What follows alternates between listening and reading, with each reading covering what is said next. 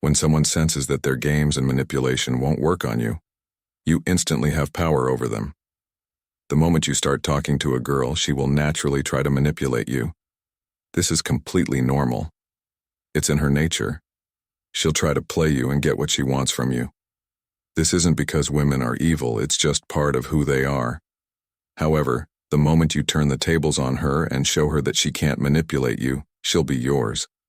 The way to achieve this is by having more power than her to make this concept easier to understand. Let's call this power status. But don't worry, status doesn't mean you have to be rich or tall. What I mean by status is psychological strength. If you've been following this series, How to Attract Women, you already know that women are drawn to status and power. So first we need to understand why, as a man, you lose your power around women and let them manipulate you. This happens because you trade your status just to be liked. Now listen to me carefully. So why do most men lack status? Why don't most men have power in their relationships with the women they truly desire? The answer lies in the major mistakes that men consistently make, and I'm sure you've been guilty of at least some of them. But there's one mistake that stands above all the others: giving up your status to be liked. This happens when you offer a woman higher social status or more power at the expense of your own just to win her approval. Men give up their status to be liked. They do this with women they want to build relationships with, and also with the men and women in their social circles whom they want to befriend. Here's a simple example, and it happened to me a few months ago. I was out with some friends, and there was a girl with us when we got into one of my friend's car. One of the guys called shotgun. The girl then said, "Oh, can I have that seat, please?" The guy made a small joke, but in the end, he gave up the front seat and sat in the back to let her sit in the front. Why did he do that? Because he wanted her to like him. Of course, he didn't lose all the status in that moment, but his thought process was clear. If I say no, she won't like me. When you're afraid to say no because you fear being disliked, you're giving up your status. Often it's more subtle than this. It happens when you change or hide your opinion about something just to be liked, or when you prioritize someone else's comfort over your own. I know this might sound counterintuitive or even wrong, but that's because of the society we live in from a young age. You've seen men in movies making sacrifices for the girl they love, but in real life, that doesn't work. Why do you think girls are attracted to so-called bad boys? It's because these men value themselves more than the girl. They refuse to give up their status to be liked, and women love them for that. Now that you understand why you lose power around a girl and give her the chance to play you, how can you turn the tables in your favor? Let me explain by answering a frequently asked question in the comments. What should I do when a girl asks me, "Are you going to buy me a drink?" Most men handle this situation in one of two ways, and both are wrong. The first group immediately buys the drink because they want her to like them. This means they're giving up their status to gain approval.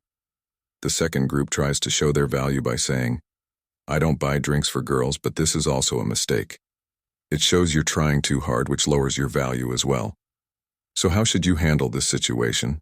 What's the right way to respond if a girl at a bar asks me, "Are you going to buy me a drink?" Here's all you need to say: "I'll do that. If we sit together, find a comfortable spot where we can sit and chat, and I'll go grab the drinks." What you're doing here is asking for equal or greater value in return for what you're offering. You didn't say no. "Way, you buy me a drink." A high-status man wouldn't say something like that. A high-status man assumes the girl is interested in him. She's already interested in you, so why wouldn't you want to buy her a drink? But you'll ask her to put in a bit of effort as well. If she's willing to do that, then you're willing to, and you'll buy her the drink. A low-status man, on the other hand, doesn't care if the girl puts in any effort before buying the drink. That's the difference. When you're just getting to know a girl, she's piecing these things together quickly. She's paying attention to how others react to you, how you react to others, and most importantly, how you react to her. The first step is this: never let a girl command you. Look, be 100% certain that any girl you talk to will try to give you orders. She'll try to control you, tell you to do something, suggest taking a certain route, ask you to pay for something or buy her something. This is completely normal. It's something all girls enjoy. They love giving orders, but if you say yes and agree without realizing it, you'll soon find yourself under her control, doing everything she asks. That's why you should never say yes to any request from a girl without consideration. If you find yourself in a situation where you have to agree to her request, like buying her a drink or taking a different route, because it's genuinely better, you should always ask her to do something first before you agree. For example, buy me a drink, I will, if we say sit together. Let's take this route instead, it's better, sure, but first imitate a cat's meow and I'll walk with you that way this way. Even if you go along with what she wants, you remain in control of the situation. But don't misunderstand me. This doesn't mean you should always demand something in return every time a girl makes a request. You only use this approach when you must agree to her request. The fundamental rule is to refuse her requests unless it aligns with what you genuinely want to do. For example, if she hands you a book and says, "Read this," and you're not into reading, you should simply say no. No, that was the first technique. Now let's move on to the second technique, and I need you to pay close attention, because this is one of the most common strategies girls use to manipulate, and almost all girls do it.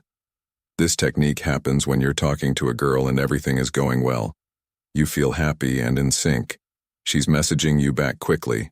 The conversation flows smoothly, and then suddenly she stops responding. She doesn't talk to you the way she did before. This happens a lot, and it causes many men to lose their composure. Here's the key.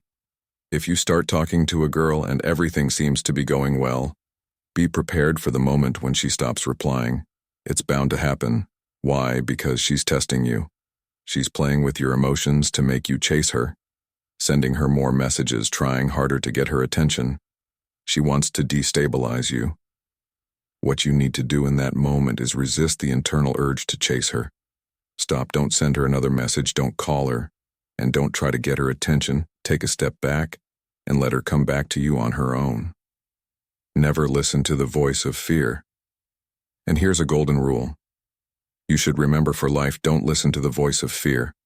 Always listen to the voice of confidence. How do you do that?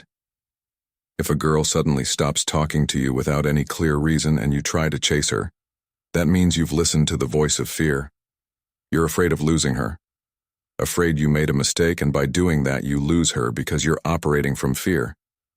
But if you listen to the voice of confidence, you'll tell yourself, she was into me and she'll definitely come back and message me again. Finally, understand the hidden messages. Listen carefully, because I'm going to tell you a secret. Most men don't know about women. When you're talking to a girl, you need to realize that you're dealing with an emotional being, not a logical one.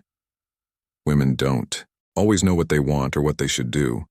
You're not talking to her rational mind, and what she says to you doesn't hold absolute value. If you take her words at face value, you'll fall victim to manipulation. So how do you deal with this? How do you interpret her hidden messages, what she says versus what she means? Listen closely. There's a fundamental truth about women that most men fail to understand. Women don't always mean what they say, and they don't always say what they mean. In other words, words. If she says she doesn't like you, that doesn't necessarily mean she doesn't like you. There's often a hidden message behind her words, and I'll explain exactly how to decode those hidden messages. The concept here is very simple, but most men overcomplicate things and try to understand women, as if it's rocket science. Actions speak louder than words. If you really want to understand a woman, all you need to do is pay attention to what she does not, what she says. Her actions will always reveal her true needs. So always focus on her actions, not her words. If a girl says she prefers taller guys but always dates shorter ones, it means she doesn't mind dating shorter guys. Or if she says she doesn't do one-night stands but frequently ends up doing them, it means she's okay with it, or even prefers it. If she says she doesn't like you but still talks to you, it means she does like you, but doesn't want you to know if she didn't like you. Why would she talk to you in the first place? As you can see, it's very simple. Whenever you notice a disconnect between what a girl says and what she does, always focus on her actions.